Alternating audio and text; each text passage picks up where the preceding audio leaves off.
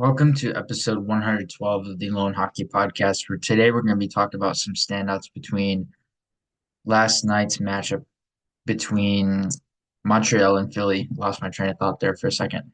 And so it was a really good game, and Matvey Michkov is still off to a really hot start this season. And he's been playing really well for the Flyers. Canadians won the game yesterday, but at the same time, I thought Philly, at least for some of this game, they showcased a little bit more skill and flair to their game, and they've obviously been off to a struggling start, but at the same time, they've had some players like Michkov stand out on their team thus far. And Michkov's gonna die ever since the preseason. I've always noticed him, almost every game I've noticed him.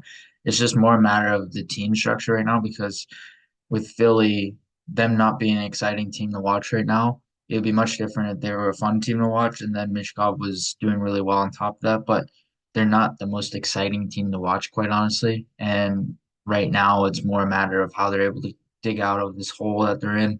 And they've had some good players and they've had some players stand out, especially on their back end, like guys like Emil Andre. And then Travis Sanheim, I thought looked really good yesterday. He had two goals and he also had an assist, so he had 3 points in this game.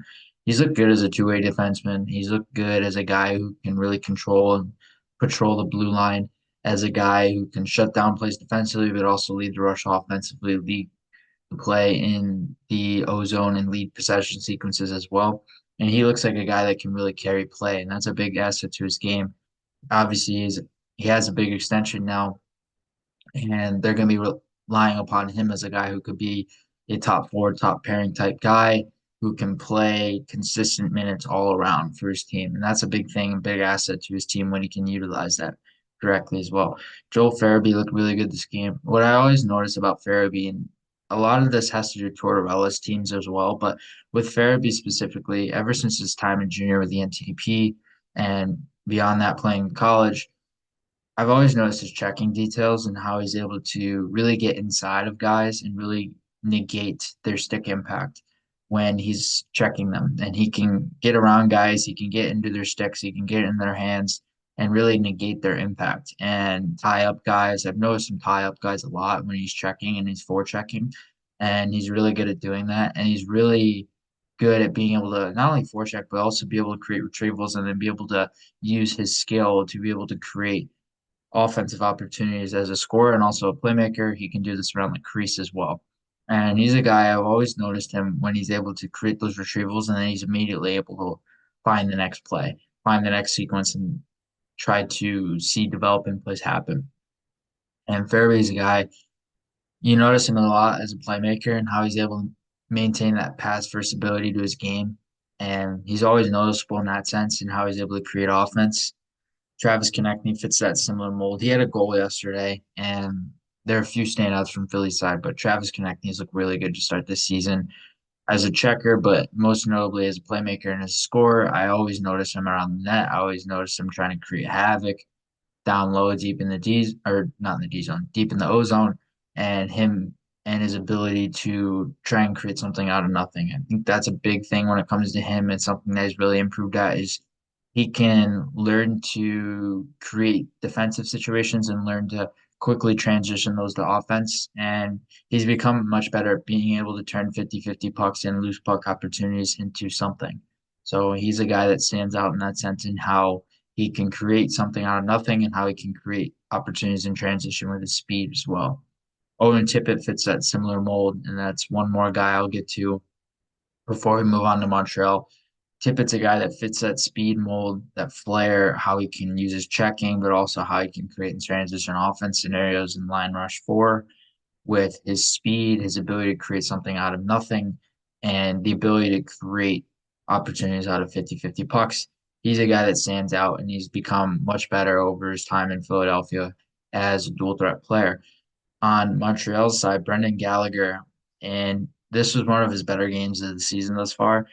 I really noticed him in terms of his offense around the net, and that's his biggest asset is his ability to create around the net, create rebound opportunities, the ability to position himself near the net, to be in position for potential rebounds and stuff like that.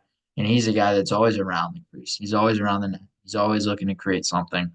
And this could be physically, but also as a goal scorer. I don't notice him as much as a playmaker. I notice him in terms of his off puck play as a goal scorer and how he's always trying to anticipate those sequences around the crease and trying to create open lanes for his teammates for them to pass to him. Nick Suzuki looked really good this game, generating a lot of volume and how he's able to contribute offensively. And 2 points on the game, a goal and an assist. And he's an all-around contributor. That's the biggest asset to his game. He's a two-way center. He can play both sides of the puck. He's a guy that can score at least 70 plus points now. And he's very reliable as a first-line centerman in the league. And that's the biggest standout quality when it comes to his game is his all around play and his consistency. And he showcased that yesterday. He showcased that in his offensive game, and his defensive game looked really locked down yesterday as well.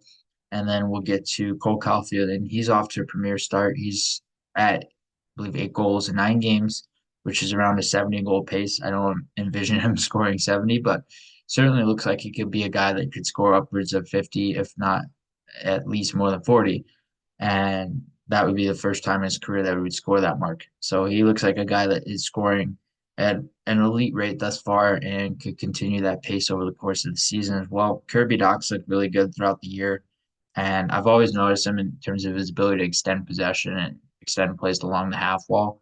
And I've really noticed that ability to take off this season because of his center of gravity and the strength that he has in his core and how he's able to maintain possession sequences because he's got a bigger frame. He's 6'4". He can really control space effectively using his body. And that's one of the biggest leverage points when it comes to his game. Logan Mailloux is another guy. We haven't talked about him, but he looked really good offensively this game.